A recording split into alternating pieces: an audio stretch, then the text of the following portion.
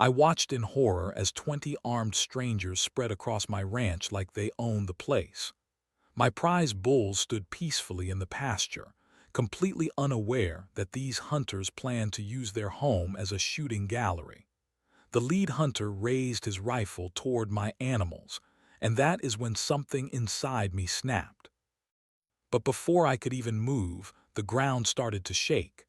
My champion bull, Thunder, had noticed the intruders. His massive head lifted, nostrils flaring, muscles tensing under 2,000 pounds of pure power.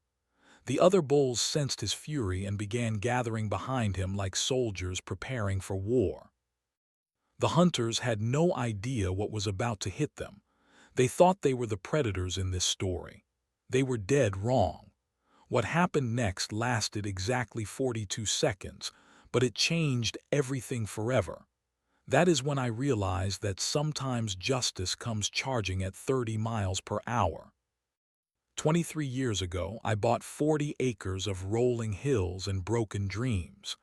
The previous owner had given up after drought killed his crops 3 seasons straight. I saw something different in that barren land. I saw possibility. I saw home. Building this ranch became my life's work.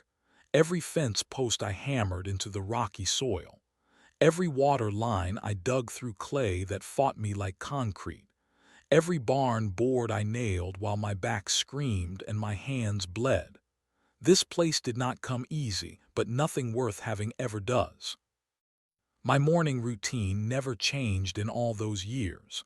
I woke at 5:30, made coffee strong enough to wake the dead, and walked the property while the world still slept. The mist would roll across the pastures like ghostly fingers, and my bulls would emerge from the fog like ancient spirits guarding sacred ground. Thunder stood nearly 6 feet at the shoulder and weighed more than most cars.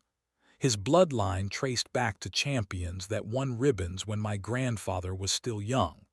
But Thunder was more than genetics and prize money.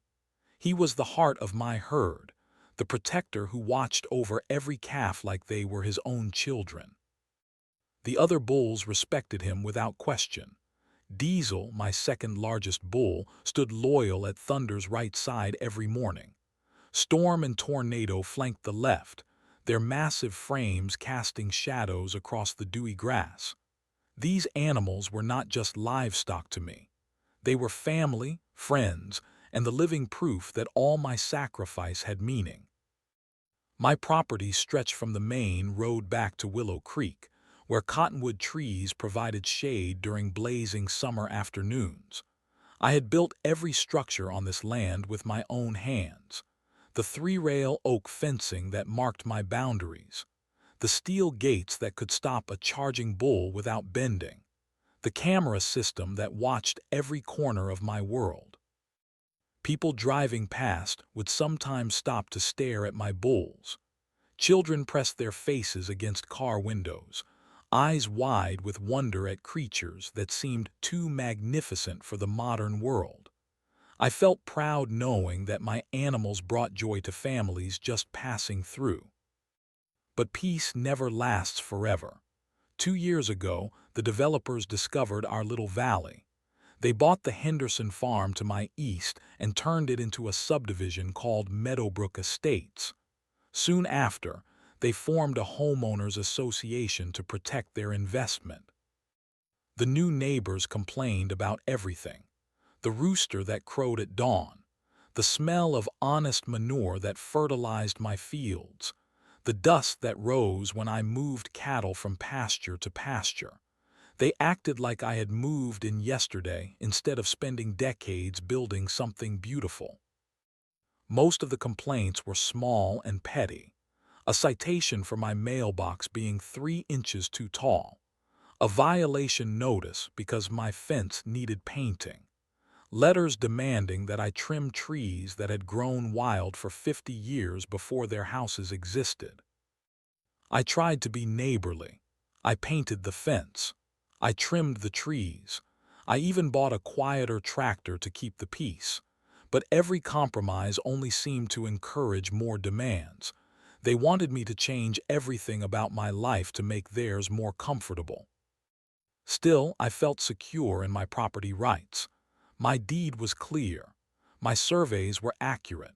My attorney had assured me that no homeowners association could force changes on land that existed before their neighborhood was even planned. I owned this ranch free and clear, and nobody could take that away from me. That confidence would soon be tested in ways I never imagined possible. Karen Mitchell arrived in my life like a disease wearing designer clothes. She drove a white luxury SUV that cost more than most people earned in a year, and she wielded her HOA president title like a weapon, designed to destroy everything she did not understand. Her first visit came on a Tuesday morning while I was repairing fence in the south pasture. She parked her spotless vehicle at my front gate, stepped out wearing heels completely inappropriate for ranch property, and marched toward me with the confidence of someone who had never been told no. "Are you the owner of this property?" she demanded without introducing herself. Her voice carried the sharp edge of someone accustomed to immediate compliance. "I am. Can I help you with something?" She pulled out a leather folder and began reading from official-looking documents. "I am Karen Mitchell, president of the Meadowbrook Estates HOA. I am here to inform you of several violations that affect our community standards." I set down my hammer and faced her directly. "Ma'am, I am not part of your HOA. My property existed long before your neighborhood was built." Her laugh was cold and dismissive. "Property rights are more complicated than you might think. Your activities affect our property values, which gives us certain legal standing to address problems." She began listing complaints that sounded completely ridiculous. The smell from my cattle created an unpleasant environment for her residents. The noise from my equipment disturbed their peaceful enjoyment of their properties. The sight of working ranch land was inconsistent with the aesthetic standards they wanted to maintain. "This is agricultural land," I explained, trying to keep my voice calm. "I have been raising cattle here for over 20 years. "Times change," she replied with a smug smile. "Progress demands adaptation. We represent 43 families who invested their life savings in homes they expected to appreciate in value. Your operation threatens that investment." Over the following weeks, Karen escalated her campaign against my ranch. Certified letters arrived almost daily, each one more threatening than the last. She claimed my cattle were a health hazard because flies might carry disease to her neighborhood. She argued that my farm equipment created air pollution that violated county standards. She even suggested that my bulls posed a danger to children who might somehow breach my fencing. Each complaint was carefully worded to sound official and legal, but they all had the same underlying message. Karen wanted me gone, and she would use any excuse to make that happen. She recruited other HOA board members to support her crusade. Margaret Wells, who had moved from Lowe's Angels 6 months earlier, signed every complaint without question. David Chen, a lawyer who specialized in real estate development, provided legal language that made their harassment sound legitimate. But Karen saved her worst attacks for the community meetings. She would stand before dozens of homeowners and paint me as a selfish neighbor who refused to consider their concerns. She described my ranch as a relic from the past that had no place in their modern community. The lies came easily to her. She claimed my cattle had broken through fencing and damaged property, which never happened. She said my equipment created noise violations during early morning hours, even though I never started work before 8 o'clock. She suggested that my ranch attracted rodents and insects that invaded their pristine homes. Some of her neighbors started avoiding eye contact when they saw me in town. Others would whisper and point when I walked through the hardware store or gas station. Karen was systematically poisoning the community against me, turning people who had once waved friendly greetings into suspicious strangers. The final confrontation came on a Friday afternoon when Karen appeared at my gate with two other board members as witnesses. Her voice carried a new level of authority as she delivered what sounded like an ultimatum. "I want you to understand something very clearly," she said, her eyes cold as winter steel. "This community will not tolerate your continued disruption of our peaceful neighborhood. We have been patient, but our patience has limits." "What exactly are you threatening?" I asked. "I am not threatening anything. I am simply informing you that we will find a way to make you comply with community standards, one way or another. There are always options for people who understand how to use them." She climbed back into her SUV and drove away, leaving me standing at my gate with a sick feeling in my stomach. Karen had just declared war on everything I had built, and I had no idea how far she was willing to go to win. 2 weeks after Karen's threat, I noticed strange vehicles driving slowly past my property. A black pickup truck with tinted windows appeared 3 times in one afternoon, always slowing down near my main gate. A silver sedan parked across the road for nearly an hour while someone inside took photographs of my ranch. I installed additional security cameras and started keeping a log of suspicious activity. The pattern became clear within days. Someone was conducting surveillance on my property, studying my routines, mapping my boundaries, looking for weaknesses. The answer came from an unexpected source. My neighbor to the west, Jim Bradley, had remained friendly despite the HOA pressure. He ran a small hay operation and understood the challenges of rural life surrounded by suburban development. Jim stopped by one evening while I was feeding the bulls. His expression was troubled as he approached the fence where I stood. "I heard something today that you need to know about," he said quietly. "My wife was at the grocery store and overheard Karen talking on her phone. She was discussing some kind of arrangement with hunters." My blood ran cold. "What kind of arrangement?" "Something about recreational land use and HOA authority. She mentioned your property specifically, talking about access rights and legal justification for activities." I thanked Jim and spent the next several hours researching HOA covenants and property rights. What I discovered made my worst fears seem reasonable.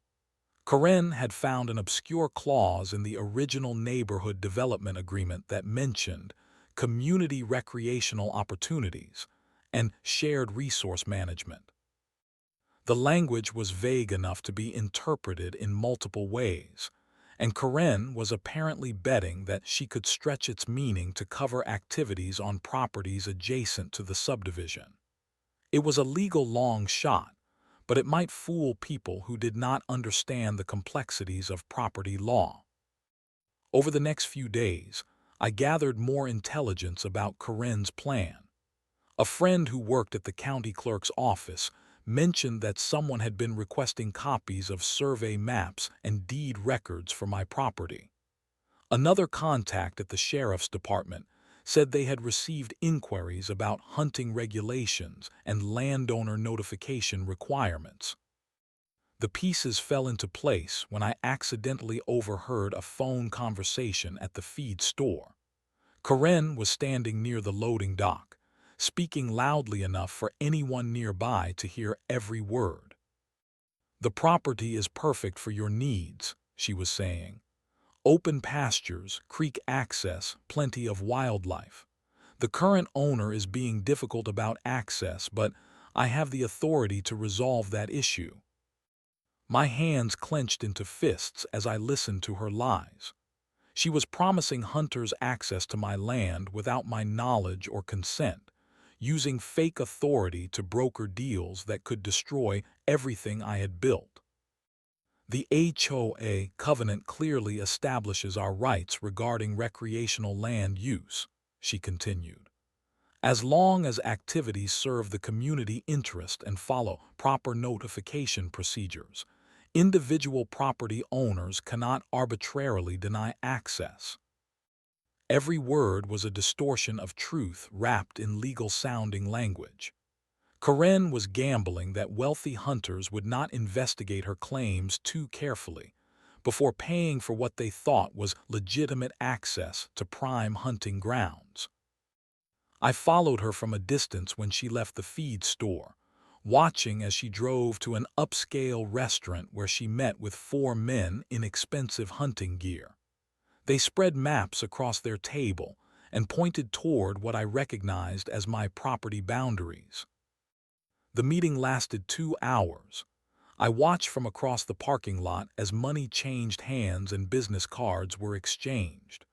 Karen's smile was triumphant as she shook hands with each man before they departed in separate vehicles. That night, I barely slept. I kept thinking about armed strangers on my property, putting my animals in danger, treating my life's work like their personal playground. The violation felt deeper than simple trespassing. This was an attack on everything I believed about property rights, personal freedom, and the basic respect that neighbors owed each other. I spent the following day reinforcing my security system and documenting everything I could prove about Karen's scheme. If hunters appeared on my property claiming legitimate access, I wanted evidence ready to prove their presence was completely illegal. But evidence and legal arguments would not protect my bulls if something went wrong. These were massive, powerful animals that could become dangerous if frightened or threatened. Hunters with weapons in their territory created risks that no amount of legal preparation could prevent. The waiting became unbearable. I knew something was coming, but I did not know when or how many people would be involved. Every morning, I checked my property expecting to find intruders. Every evening, I reviewed security footage looking for signs of reconnaissance. The attack would come soon. I could feel it approaching like a storm building on the horizon, dark and inevitable and potentially devastating to everything I held dear. Saturday morning began like any other. I woke before dawn, made coffee, and walked out to check my animals in the cool morning air. The bulls were grazing peacefully in the main pasture, their massive forms barely visible in the pre-sunrise darkness. Thunder lifted his head as I approached the fence, acknowledging my presence with the calm confidence that made him such an exceptional leader. The other bulls continued eating, secure in their routine and comfortable in their domain. I was walking back toward the house when the sound of vehicles broke the morning silence. Multiple engines, driving fast, coming up my private road without permission or invitation. My heart started pounding as I realized that Karen's plan was finally in motion. 3 pickup trucks and 2 SUVs roared past my house and headed directly toward the pastures. I ran after them, shouting for them to stop, but they ignored my commands completely. The vehicles were loaded with men in camouflage clothing, carrying rifles and equipment for what looked like a military operation. The lead truck stopped near the main gate to my bull pasture. A tall man with expensive gear stepped out and began directing the others like he owned the place.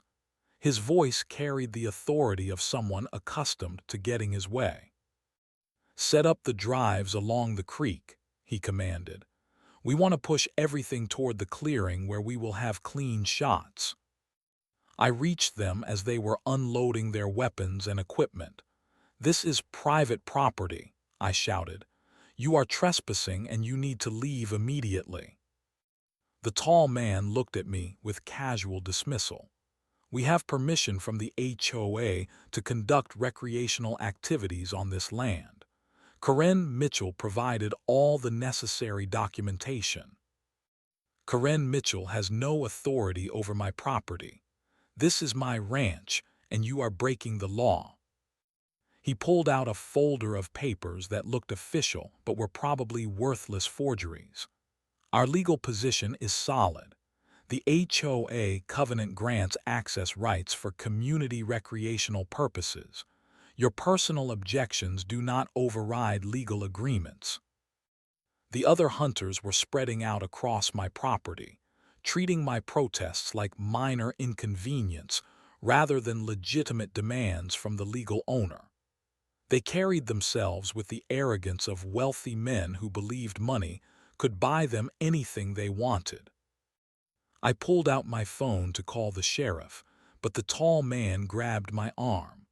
I would not recommend involving law enforcement. Our lawyers have already cleared this operation through proper channels. You could face charges for interfering with legally authorized activities. Everything about his statement was a lie, but he delivered it with such confidence that someone less prepared might have believed him. These people were professional manipulators who used legal-sounding language to intimidate their victims into compliance. "Get off my property right now," I demanded, pulling free from his grip. "That is not going to happen," he replied coldly. "We paid substantial fees for hunting access, and we intend to get what we paid for. Your cooperation would make this easier for everyone involved." The hunters were now positioned throughout my pastures, some carrying rifles toward the area where my bulls grazed peacefully. The danger was escalating beyond property violations into potential tragedy. These strangers with weapons were treating my animals like targets in their private shooting gallery. I started running toward the house to get my own rifle and call for backup, but the tall man shouted orders that made my blood freeze. "Begin the drive," he commanded. "Push everything toward the clearing so we can evaluate what we are working with." Two hunters started their ATVs and began driving toward my bulls, engines roaring and exhaust fumes filling the air. The noise was harsh and alien in the peaceful pasture, a mechanical invasion that shattered the natural rhythm my animals had known for years. Thunder raised his massive head at the sound, nostrils flaring as he tried to identify this new threat. The other bulls gathered around him, their calm morning routine disrupted by strangers who had no understanding of the power they were approaching. The ATVs moved closer, their riders whooping and shouting like they were herding wild animals instead of valuable livestock. They had no idea that they were about to encounter creatures that could turn from gentle giants into unstoppable forces of nature in seconds. I was still running toward the house when I heard the sound that changed everything, a deep, rumbling bellow that seemed to shake the ground itself. Thunder had seen enough.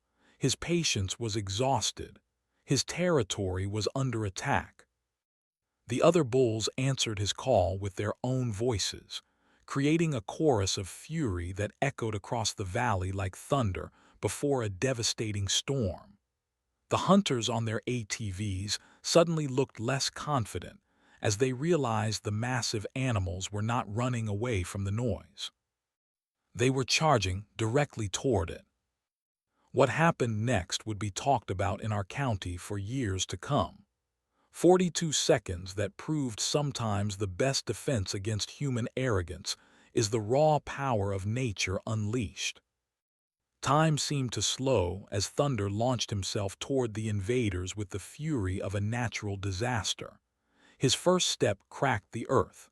His second step made the ground tremble.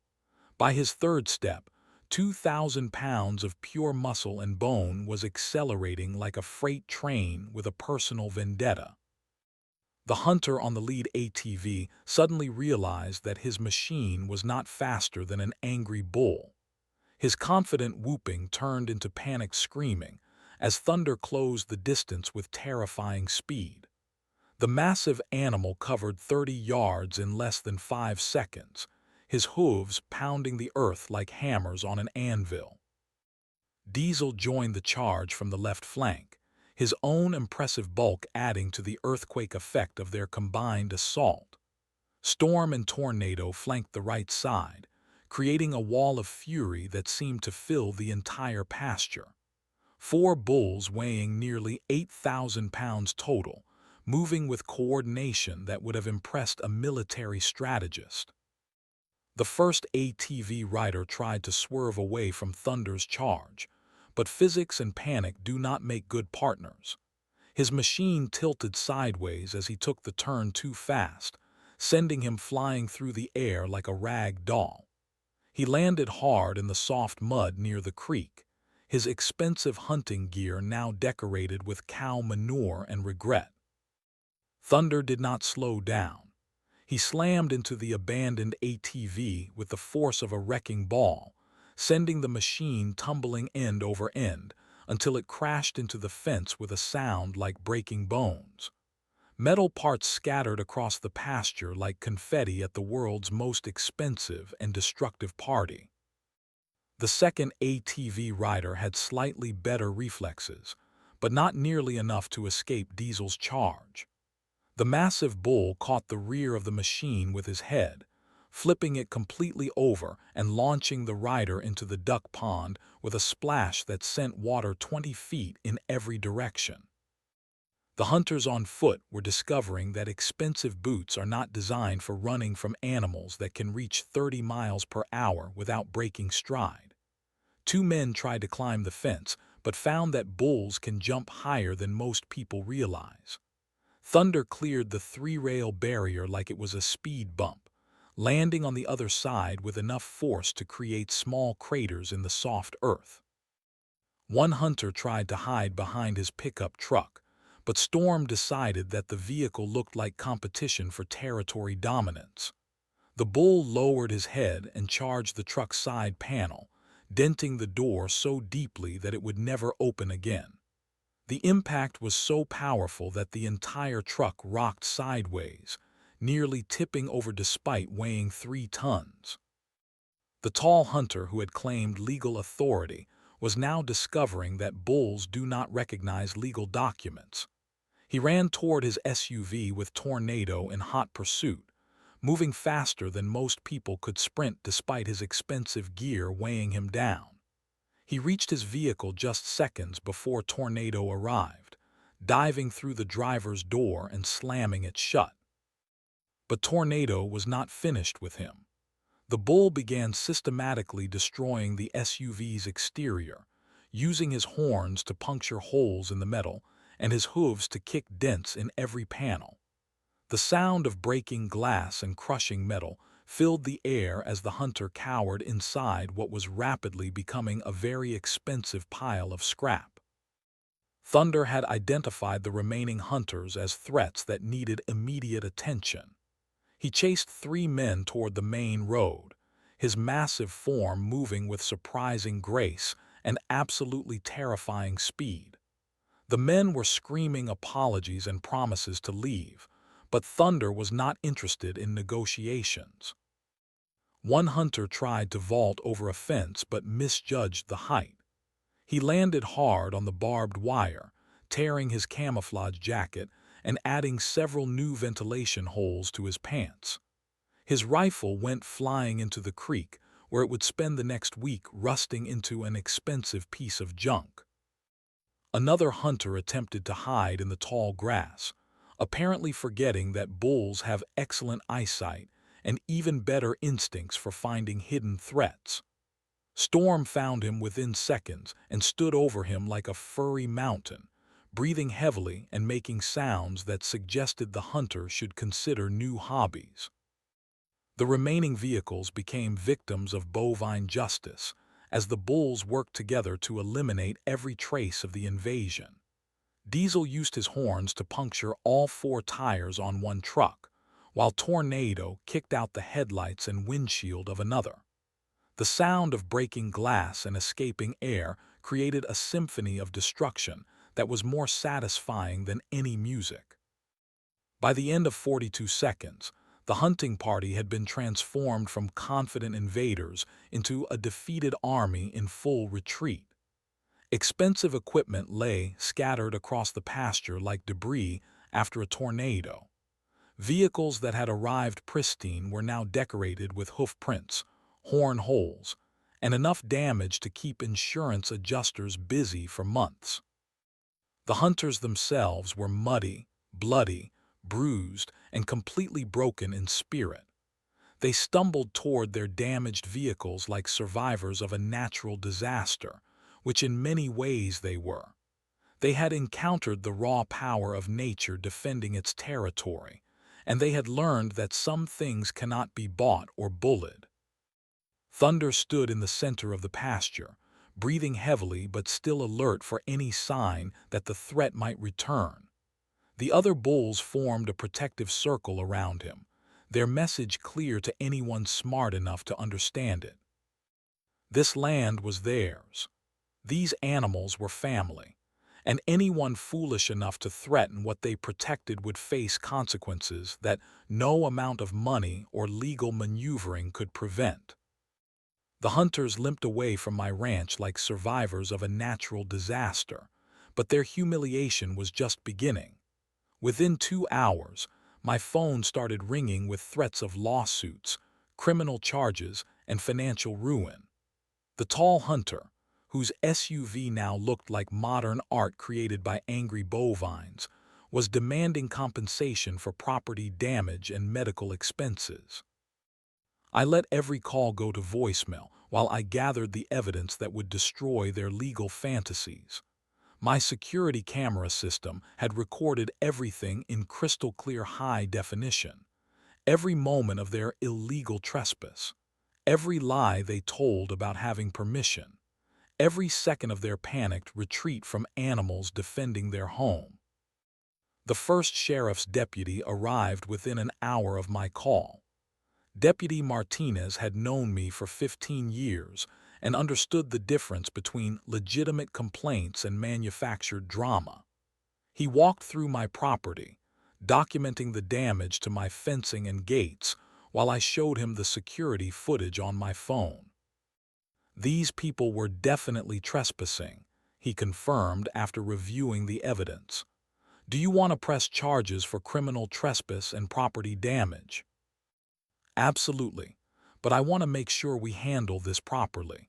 They are going to claim they had permission from the HOA. Deputy Martinez laughed at that suggestion. HOAs do not have authority over private property outside their jurisdiction. Anyone who paid money based on that claim got scammed by their own greed.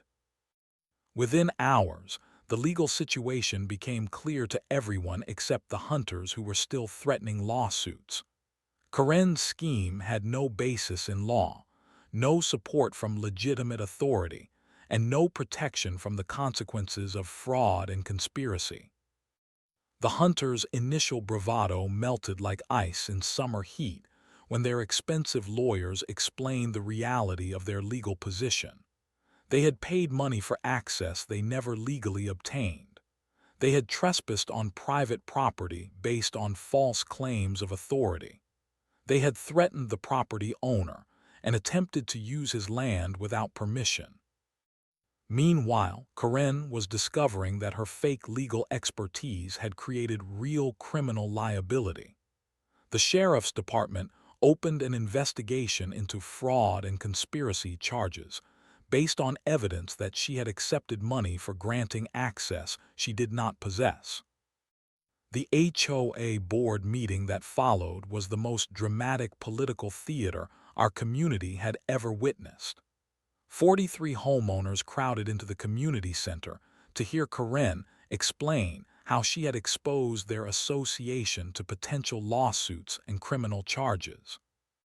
Margaret Wells, who had signed every one of Karen's complaints against me, was the first board member to distance herself from the scandal. I trusted Karen's legal expertise, she announced to the crowd. I had no idea she was making unauthorized agreements with outside parties.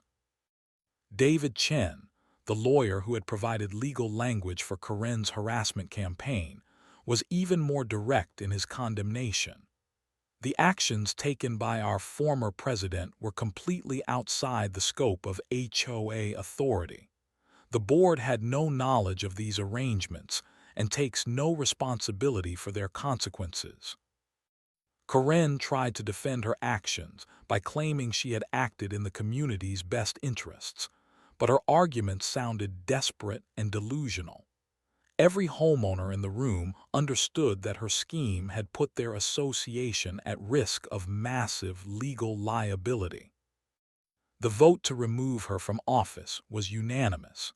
43 families who had once supported her crusade against my ranch now wanted her as far away from their community leadership as possible. But Karen's legal troubles were just beginning. The district attorney's office filed charges of fraud and conspiracy based on evidence that she had collected money under false pretenses. The hunters she had scammed were cooperating with prosecutors in exchange for reduced liability in their own trespassing case. The civil lawsuits followed quickly. The hunters demanded refunds of the money they had paid Karen for fake access rights. The HOA filed suit to recover legal fees and reputation damage caused by her unauthorized actions. Even some of the homeowners who had supported her harassment of my ranch were now suing to distance themselves from her criminal behavior. My own attorney filed a comprehensive lawsuit seeking damages for trespass, harassment, conspiracy, and intentional infliction of emotional distress. The security footage provided irrefutable evidence of every claim, and Karen's recorded phone conversations proved her fraudulent intent. The financial consequences were devastating for everyone who had participated in the scheme. The hunters lost their expensive equipment, faced criminal fines, and paid substantial settlements to avoid jail time. Karen lost her home, her savings, and her reputation in legal fees and damage awards. But the most satisfying victory was not financial.